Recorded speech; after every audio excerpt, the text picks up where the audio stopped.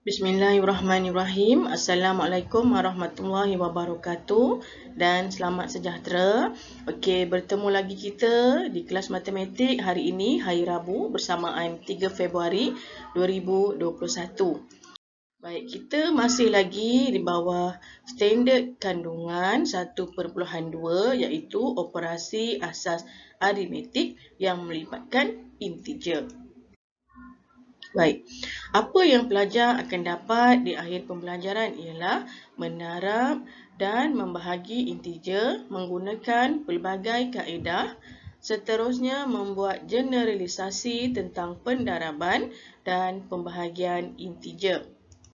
Okey, kita tengok peraturan pendaraban integer. Okey, untuk mendarab, kita tengok dulu dia punya peraturan. Okey, apa dia punya peraturan? Bila integer positif didarabkan dengan integer positif, hasilnya adalah positif.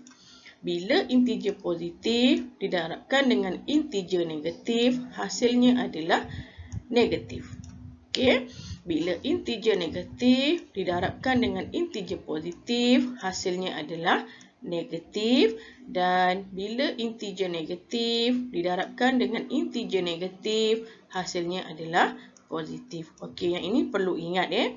Senang saja nak ingat. Okey, macam mana nak ingat? Okey, bila tanda yang sama, okey, tanda yang sama akan menghasilkan jawapan yang positif. Okey, yang ini pun sama kan? Tanda yang sama, hasil darabnya adalah positif. Ingat tu je, bila tanda yang sama, hasilnya positif.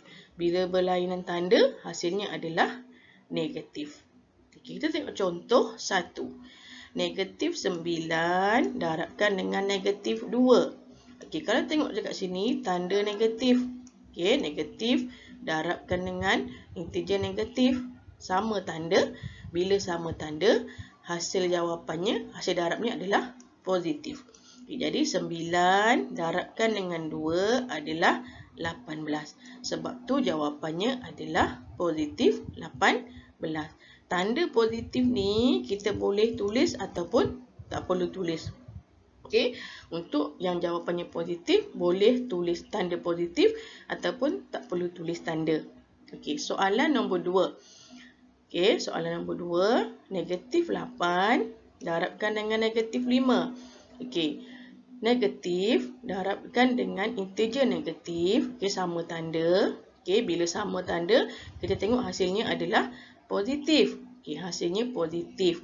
8 darab 5. 8 darab 5 adalah 40. Sebab tu jawapannya adalah positif 40. Boleh kita tulis tanpa tanda ataupun dengan tanda positif. Okey, kita tengok contoh soalan nombor 3. 3 darab negatif 12. Okey, bila nombornya tak ada apa-apa tanda, maknanya dia adalah integer positif. Okey, maksudnya integer positif, okey, sebenarnya dia adalah positif ya. Integer positif. Okey, sini sebenarnya integer positif, tak ada tanda maknanya dia positif. Integer positif darabkan dengan integer negatif. Okey, berlainan tanda. Berlainan tanda, kalau kita ingat tadi, hasilnya adalah negatif. Okay, jadi 3 darab 12, 3 darab 12 adalah 36. Sebab tu jawapannya ialah negatif 36. Okey, seterusnya kita pergi kepada pembahagian integer. Okey, sebelum tu kita tengok dahulu peraturan pembahagian integer. Okey. Okey, sekiranya integer positif dibahagi dengan integer positif, hasilnya adalah positif. Okey, integer positif dibahagi dengan integer negatif, hasilnya adalah negatif.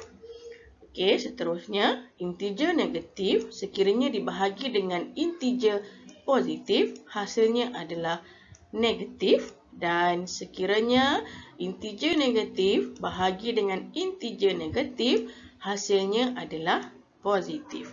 Okey, sama seperti pendaraban tadi, yang macam mana kita nak ingat, sama tanda, okey, sekiranya sama tanda, hasilnya adalah positif.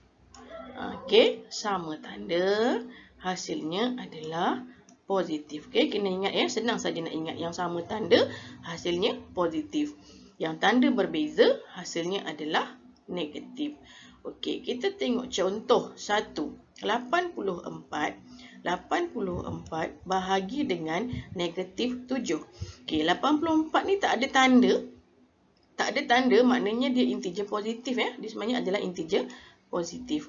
Okey, berlainan tanda positif dengan negatif. Positif bahagi negatif, yang berlainan tanda ni kalau kita ingat tadi, hasilnya kalau berlainan tanda adalah negatif. Okey, seterusnya kita bahagikan. 84 bahagi dengan 7 adalah 12. Sebab itu jawapannya adalah negatif 12.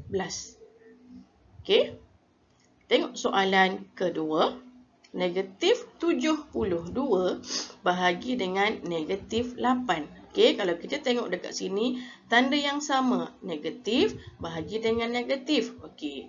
Macam kita belajar tadi, bila sama tanda akan menghasilkan jawapan yang positif. Okey, seterusnya kita bahagikan. 72 bahagi dengan 8, jawapannya adalah 9. Okey, sebab itu jawapannya adalah positif 9. Okey, sebagaimana saya bagi tahu, kalau positif boleh kita tulis tanda positif ataupun kita tak perlu tulis tanda positif. Okey, contoh yang ketiga.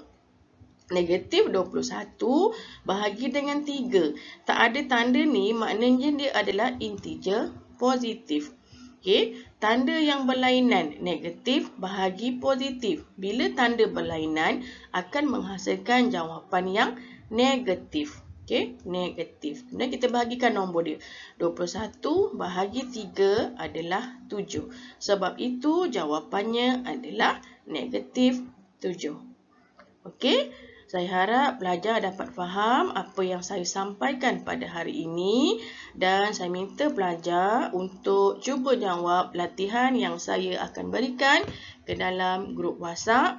Okey, dan kita berjumpa lagi di pelajaran yang akan datang. Sekian, terima kasih.